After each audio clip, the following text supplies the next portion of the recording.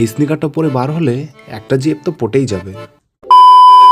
তো বন্ধুরা, আমার নাম বিট্টু। আজ আমার একটা পার্সেল আসার কথা ছিল, কিন্তু অনেক লেট হচ্ছিল আসতে। তাই আমি ভাবলাম স্নান করে নিই, কারণ এদিকে দুপুরও হয়ে গেছিল। তাই আমি তাড়াতাড়ি বাথরুমে গিয়ে নলটা চালিয়ে দিলাম বালতিতে জল ভরার জন্য।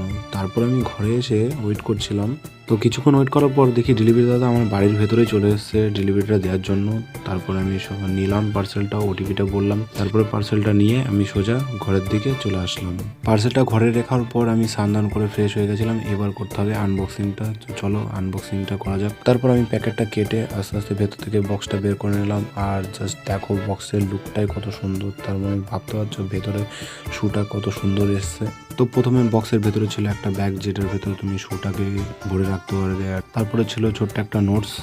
আর তারপরে এই যে ফাইনালি আমার শুটার লুকসটা দেখে তো আমি ফিদা হয়ে গেছি।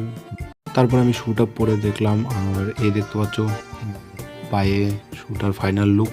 তো ওভারঅল এটাই বলবো, দাম অনুযায়ী প্রোডাক্টটা খুব ভালো ছিল আর এত কমফোর্টেবল ছিল। আমি ভাবতে পারিনি এত ভালো প্রোডাক্ট আসবে।